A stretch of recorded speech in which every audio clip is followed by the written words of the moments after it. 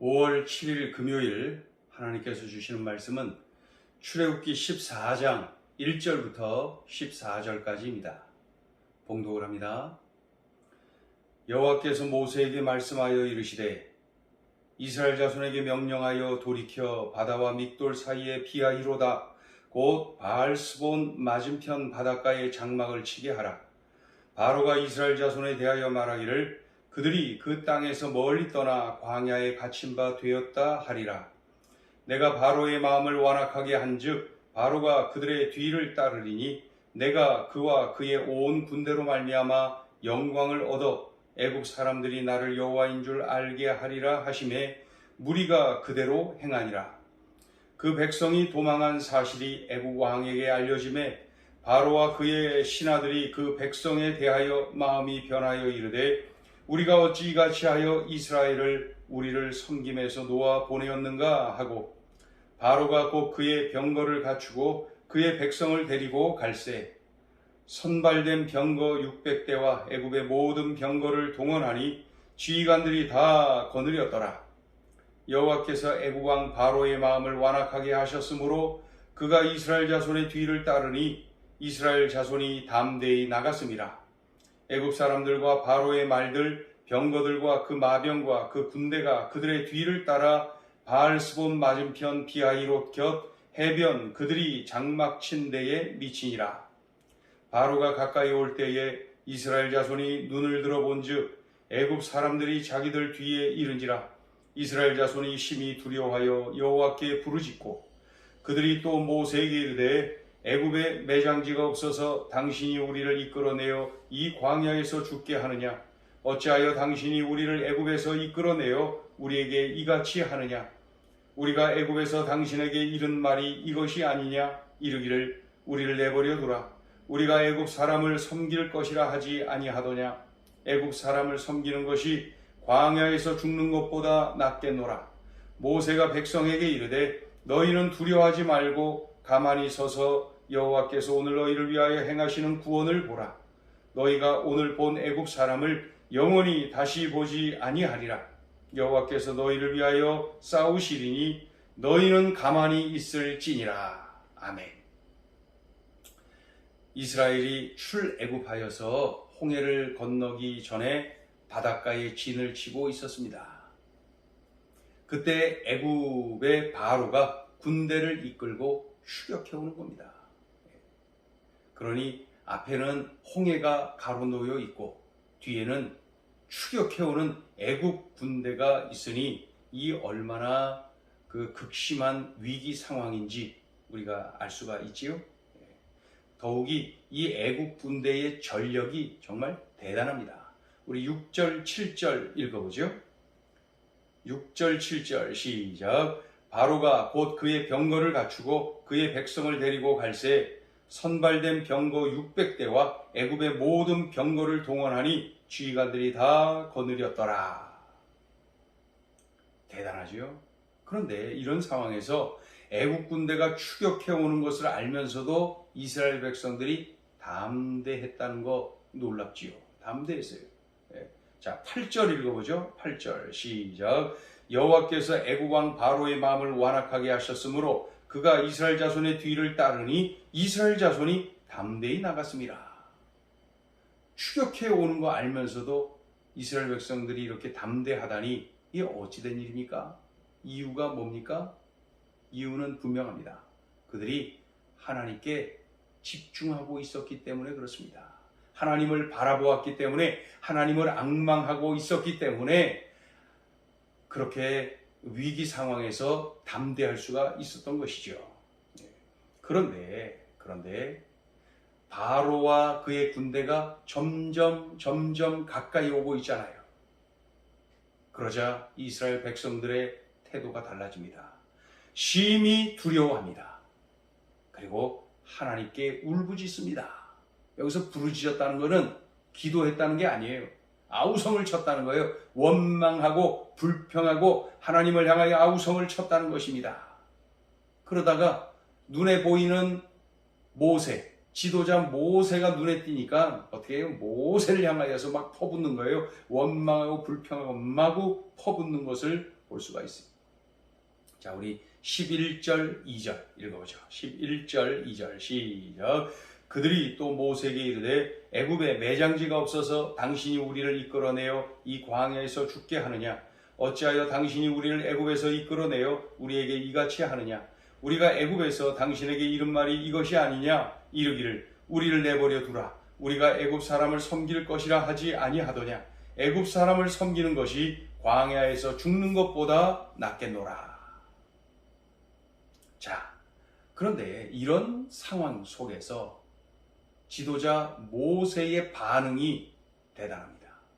모세의 반응 아주 유명하죠? 우리 13절 14절 모세의 반응 읽어보죠. 시작.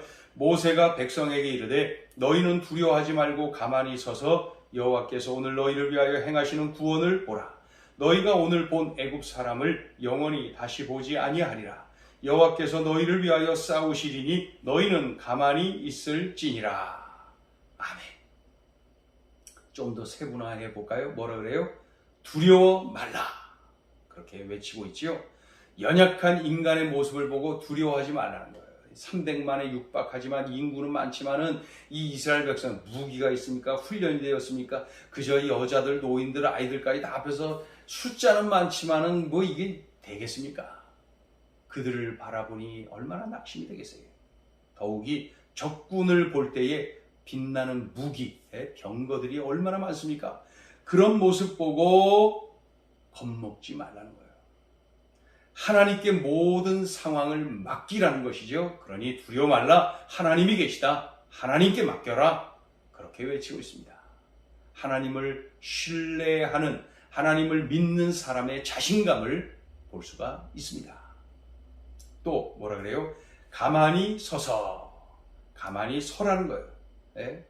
자신의 경험, 지식, 능력 그런 거 의지하고 막 왔다 갔다 하면서 손 쓰고 돌아다니고 그러지 말고 손을 쓰지 말고 손을 모으라는 것입니다. 하나님께 집중하라는 거예요. 가만히 있으라는 거예요. 네? 하나님께 집중하고 손을 쓰지 말고 손을 모으라는 것입니다. 가만히 서서 또 뭐라 그래요? 하나님의 구원을 보라. 구원은 하나님께로부터 온다는 거예요. 모든 것이 하나님께로부터 오는데 이 절망의 상황에서 구원 역시도 하나님께로부터 온다. 하나님을 의지하고 하나님께 소망을 두어라. 하나님의 그 구원 역사를 보기만 해라. 하나님이 어떻게 일하시는지 봐라. 아주 그냥 자신감을 볼 수가 있습니다. 또 뭐라 그래요? 오늘 본 애굽 사람을 영원히 다시 보지 아니하리라. 달리편은 하나님이 승리하신다. 그러니 우리가 승리한다. 또 하나님이 우리의 적을 심판하신다. 그러니 하나님이 우리를 구원하신다. 자, 오늘 주시는 하나님의 소중한 메시지입니다. 첫째, 환경이 어려울수록 하나님의 은혜는 더 커진다. 애국 군대가 추격해 오는 것을 알았어요. 그러나 그럼에도 불구하고 담대했습니다. 왜요? 하나님께 집중했기 때문에, 하나님께 소망을 두었기 때문에, 하나님을 신뢰했기 때문에 그럴 수가 있었던 거예요. 하나님을 바라보는 자, 하나님을 앙망하는 자가 누리는 그러한 축복이죠. 그 환경에서도 담대할 수가 있는 것입니다. 그러나 그들이 점점 그 적들이 가까워오는 모습을 보면서 하나님을 보지 않고 환경을 들여다보면서 두려워하기 시작했습니다. 그러다가 결국은 심히 두려워합니다. 그래서 하나님을 향하여 아우성을 칩니다. 원망하고 불평합니다. 지도자 모세를 향하여 불평하고 원망합니다. 우리는 결과를 알고 있습니다.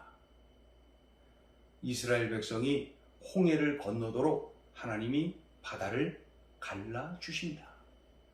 또 애굽의 바로와 군대가 홍해 한가운데서 심판을 받도록 하나님이 바다를 닫으십니다. 이런 일이 일어나려면은 애굽의 바로와 그의 군대가 이스라엘 진영에 더 가까이 와야 되는 거예요. 더 가까이 와야지 이런 일이 일어나는 거예요. 더 가까이 와야 되는 거예요. 그러니 환경이 더 어려워지는 것 아닙니까?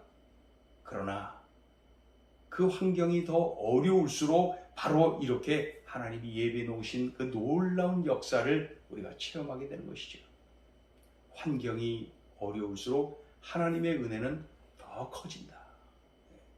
고난이 더해지고 고통의 상황이 더해질 때에 우리가 명심해야 됩니다. 환경이 어려울수록 하나님의 은혜는 더 커진다.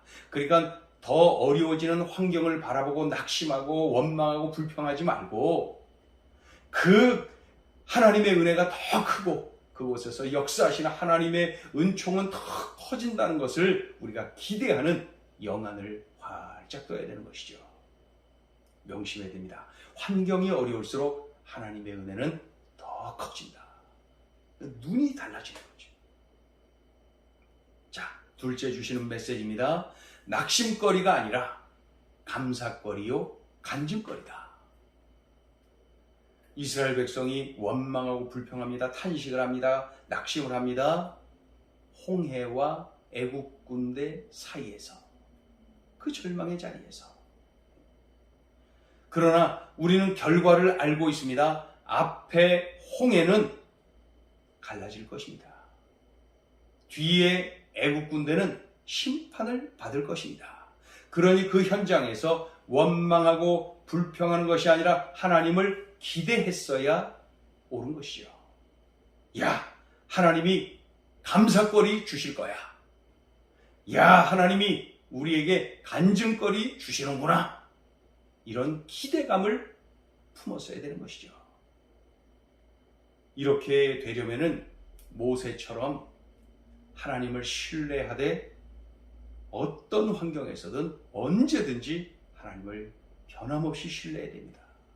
하나님을 믿고 의지하되 어떤 상황에서든 항상 늘 그렇게 해야 되는 것이죠. 그럴 때에 모세처럼 담대할 수가 있습니다. 모세가 뭐라 그래요? 두려워 말라. 가만히 서라. 하나님의 구원을 보라. 여호와께서 우리를 위하여 싸워주신다.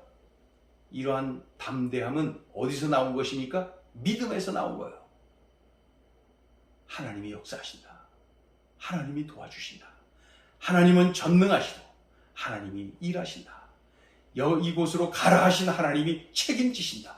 이러한 믿음, 하나님을 향한 믿음, 이 믿음이 모세로 하여금 그러한 담대함을 얻도록 만든 것이죠. 우리는 어떤 상황에서든 원망하고 불평하는 이 못된 습관 버려야 됩니다. 어떤 환경에서든 하나님을 기대하는, 하나님을 신뢰하는 좋은 믿음의 습관이 몸에 배어야 됩니다. 모세처럼 말이죠. 그럴 때에 우리가 승리하고 하나님의 영광을 돌리고 하나님의 그 일하심을 많은 이들에게 증거하는 도구로 쓰임받게 되는 것이죠.